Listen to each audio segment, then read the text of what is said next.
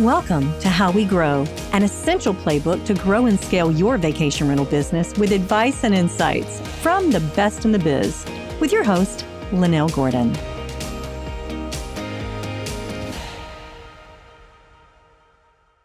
So welcome to How We Grow, the Vacation Rental Show. I'm Lynell Gordon, and I have an amazing, amazing guest today. I know I say that, but guys, these people, you can't find this type of unique background. Meaghan Moylan is our guest, and she has a very unique background. Right now, she's the executive director at Outpost, which is a vacation rental property management company out of Jackson Hole, Wyoming. She's been in the business for 8 years.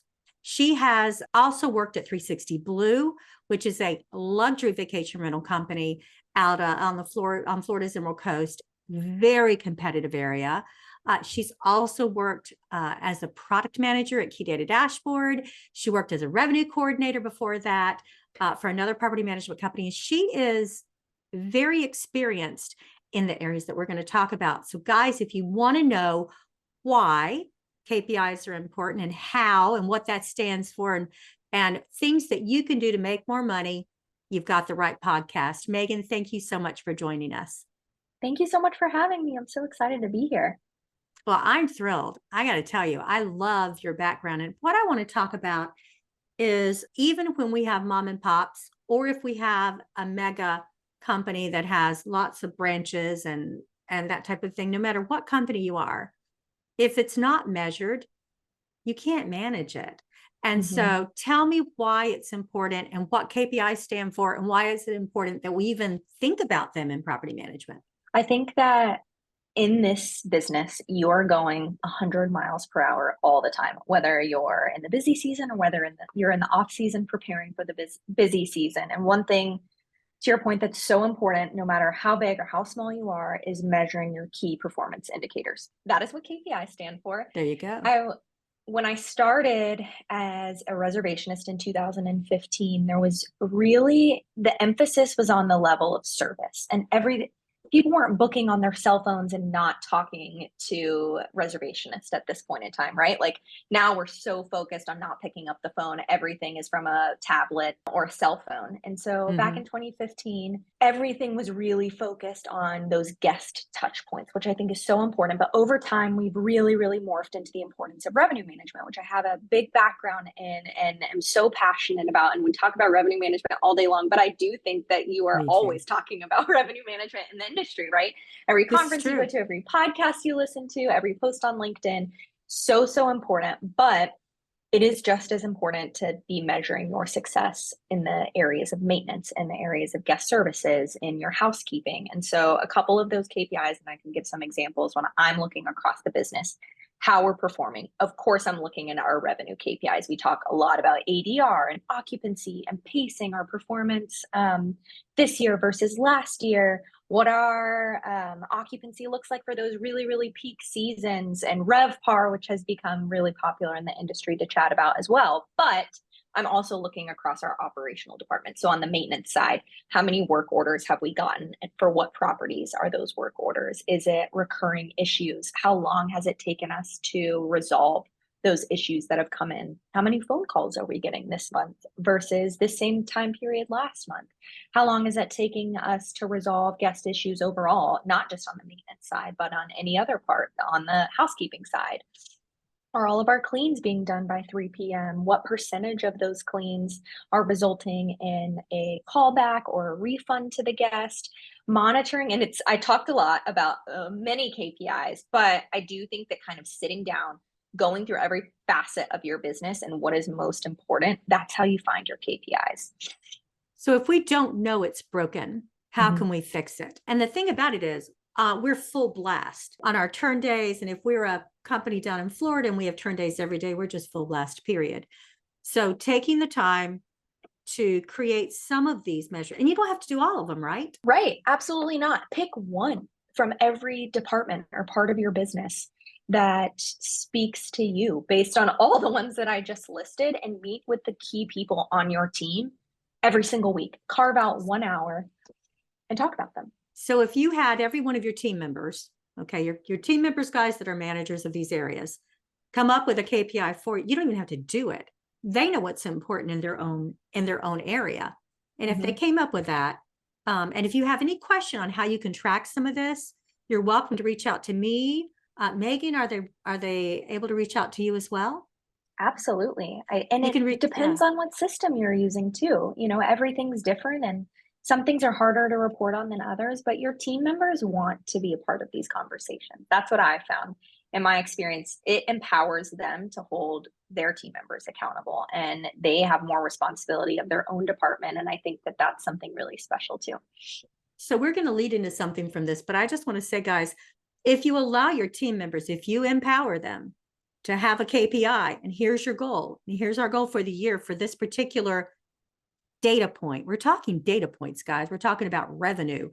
And that, so those are data points that you want them to create that will allow you to physically or measure this on paper so you can know exactly how you're doing. Now, you said something very interesting, Meaghan. You said emphasis on your team.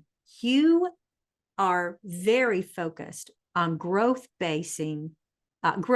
is based on building your team. And you're passionate about that. Tell me why. When I started working for 360 Blue, and the owners at the time and always put so much emphasis on building this incredible culture. And I have taken that with me now. And Outpost, the whole reason that I came to Outpost is because they had the exact same emphasis on culture and the team and empowering. I think that as a business owner or as someone that runs a business, it is so easy to hold everything close to your vest, right? That's true. The more that I do, the more I have control over it. I talk to every single owner. If I do all the business development, if I manage all the rates and revenue, then my business will be successful. It'll run just like I want it to. It is not sustainable or realistic to assume that you can grow to the lengths that you want to with the mindset, no matter how big or small you are. There has to be a level of delegation. And your team members, I know when I started at 360, the most important thing to me was that I had opportunities for growth. I wanted to learn as much as I possibly can. I wanted to have ownership over what I was doing. And I wanted the opportunity to be a part of conversations and have a seat at the table. And I've taken that mentality with me, and I've met almost every other person on the team that has the exact same wants. And they want to be involved in these day-to-day decisions, whether it is a reservationist that has the empowerment to approve a discount over the phone for a guest, whether it is a maintenance technician that can say yes to a guest that wants, I don't know, a faucet replaced in their home, right? There are things that you can do within the constraints of what you're comfortable with to empower your team to make daily decisions. That takes some pressure off of you as someone running a business and allows you to really focus on moving your company forward and deciding what your path is going to be and really staying at this strategic level. And I think that's pretty scary when you are trying to approach this growth mindset, right? And you think about what's next for me, and do I need to have this one key person on my team that I really trust, that I put everything on? I think it's a mixture of both. I think that you find people that you trust, but I also think that empowerment can happen at any level in your company. As we put our emphasis on growth through building a really great team, let's talk a little bit about COVID, post-COVID. Do we have to reduce our workforce? I think it depends, right, on your business, the size of your business, what your needs are. I will not lie and say that there hasn't been some anxiety around this post-COVID era that we have entered, right? In 2019, businesses were running as normal. And then 2020 happened and we all were sitting in the seats of, do we reduce our workforce? What does this mean for me? Am I going to get laid off? Am I going to have to lay my team members off? How is this industry going to come out of COVID? And then it hit.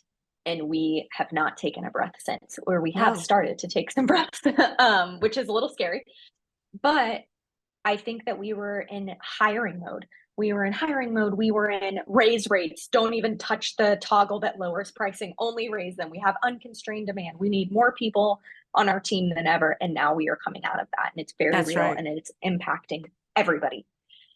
And we are facing this conversation with our team members who are very used to new hires, who are very used to bonuses and anything that we can do to keep morale as high as possible during times of just insanity from the busyness side, right? Like we just absolutely couldn't stop the phone from ringing. We couldn't stop the guests from checking in, from the units from turning. And so it's like we were seeing new faces every single day, and that stopped over time. And I think that the team, rightfully so, feels confused. Hey, we do feel still busier than ever, but we're not hiring as many people. What does this mean for the company? Do we still have this massive opportunity for growth? And to be honest with you, it's such an exciting time because you do. Of course, you can grow now more than ever. And honestly, I think you can have more strategic growth now more than ever because there wasn't a Yeah. whole lot of strategy happening in COVID, right? It was like, No.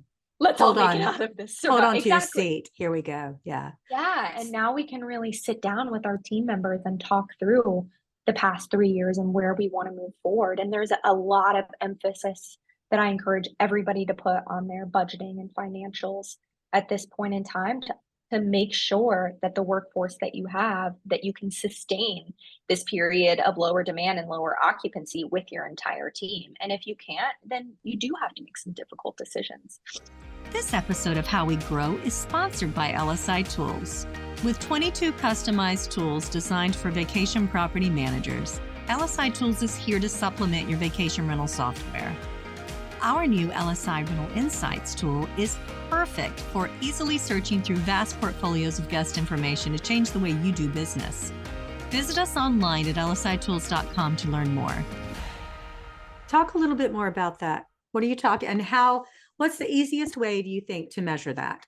I think understanding your HR growth on your P&L, if you look at this year versus last year, if you're seeing very significant growth versus your income, right? The first thing that you can look at is my income staying flat? Is my income declining? And are my HR costs going up by 25% year over year like they were doing during COVID? I think that there is an understanding that we're always going to have increasing HR costs. It's how much are we willing to either hire and grow the team or provide additional benefits, which I personally think are always, always, always welcomed by any team members. But there are times when your company just simply cannot afford it and you need to hold on for a second. And measuring your HR costs and your income will help lead you in the right direction. First and foremost, get somebody great on your accounting team that can manage your P&L and provide you those insights. Meet with them. One thing that we do across all of our business lines at the Outpost group is we meet with all of our business leaders once a month and we go through those costs and we talk about, okay, right now we have 50 full-time housekeepers. We're about to go into a time period where it's very slow for the next 3 months. Do we need to shift some of that income to focus really on our operational teams rather than our housekeeping teams for the time being? We're going to need them all again in 3 months. How do we want to work on this from a strategic standpoint that also continues to make our team feel supported? I want our department heads to feel supported and feel like they're staffed at all times. So let's be transparent with them. Yeah, especially if they're creating the KPI for the department. So tell me this. I want to ask you about your favorite guest story or favorite owner story. I always ask, and we just have the most interesting stories in the industry because of what we do. Tell me your favorite. Oh gosh. Okay. So this is a hard question. And I would imagine everybody says that. And Yes. It's really funny because one thing that I do always talk to the team about is you kind of forget that you're actually servicing guests who are saving up to go on vacation for years or months, and that this is so special to them, right? Like we see them as a reservation number, as a dollar amount. And I love talking about guests as actual people. So thank you for asking this question. So I would go back to the days on the beach, and we partnered with a company called Sandcastle Kids that would take guests or children who were facing terminal illness and bringing them to the beach for a vacation. There is not one that sticks out, but I do, because they're all so special, to be honest with you. And I just remember we held this professional development day in December, maybe 4 years ago, and Sandcastle Kids came in and they gave a presentation to our 125 employees, and they talked through the guests that had come in and stayed with us that year, and what their mission was, and the illnesses that these children were facing, and how much it meant to them to take this vacation. And they shared pictures, and Lynell, I am not kidding you, there was not a single dry eye in the entire I'm room. certain. I'm tearing up thinking about it. That is Oh my gosh. remarkable. It was the most incredible Beautiful. experience. And it every single person on our team was in the discussion, right? They got to see this presentation, which I think means so much. Like I said, there are not many times where I get to speak to guests at all, unless they're really angry.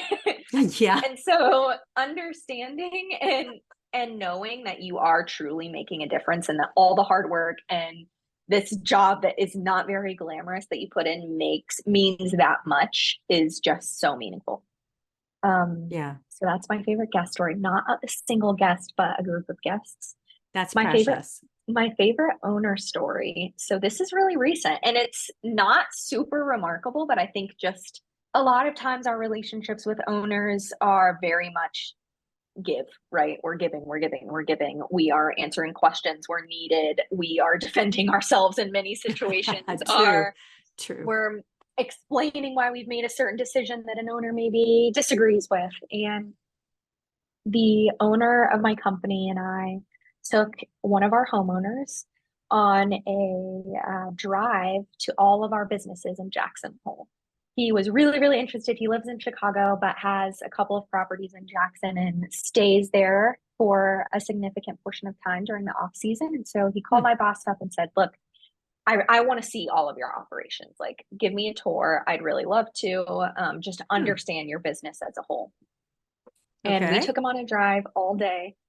And I'm telling you, it is like I had a business coach for the day, in the best way. Like, he asked me so many questions. He gave me so much insight. He himself has been an executive at a large company for the past 30 years and has so much experience. And getting to sit in the car with somebody who can share those insights, priceless. I'm always on the hunt for like my next mentor or the next person that's going to teach me everything they know. That is this mentality that I have. And I swear I wrote him an email afterward. It was like, listen, you probably thought that you were just harping on. It was so meaningful to me that you were willing to sit down and share your experience running a business with me, who I feel like I'm reading every book there possibly is about leadership every single day. Yeah. And I loved it. Yeah, I really did. I sat on it for multiple days afterward and just thought about how special it was to me. And so I think that's my favorite owner story. That's a good owner story. I got to tell you, that's a first. I haven't heard that owner story. If you were going to give someone advice on growing their company, what would be the single most important part of advice that you would give them, Meaghan? I would say I think it's emphasis on your team, 100%. I think it is leading with transparency, and that's how you get buy-in, right? Talk to your team about your company and about your goals, and have this strategic vision. Take the time to sit down and figure out where you want to go from here, and utilize your team members to get there by communicating with them what those goals are. You will get buy-in from them. They will want to stick around and do everything they can to help you get there. The previous owner of 360, Jeremy Sprinkle, used to always talk about employees as raving fans, and it stuck with me for 8 years and will probably forever. He said, if you create raving fans in your company through your employees, then they will treat your owners incredibly. They will treat your guests incredibly. They will work as hard as they possibly can to ensure that your business is successful, because they are fans of you because you take care of them. And I think it's resonated with me so much. And I think that mindset can open up every single door for you. Well, that's beautiful. And I really appreciate you coming and sharing your heart, and especially how you're very passionate about teams and the type of teams. And I know there's a lot into culture that you think is important that we didn't get to, but I encourage you guys, if you want to know about building teams, give Meaghan a call. She has very good insight on putting teams together and what you're looking for, and how to create a culture that attracts the right team members. Meaghan, how can they get in touch with you if they want to reach out to you?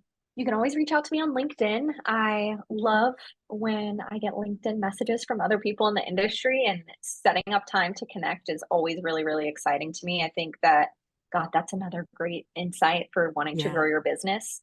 Find people in the industry that either have already grown their business and you aspire to be, but No, you can for always reach out sure. to me on LinkedIn, and you can email me as well.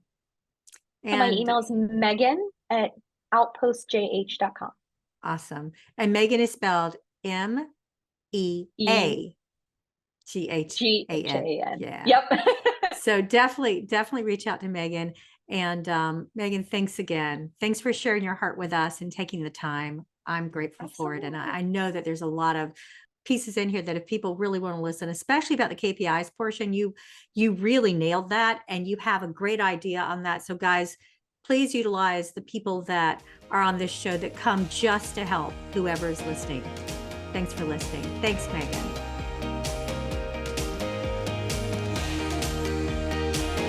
This episode of How We Grow was brought to you by LSI Tools.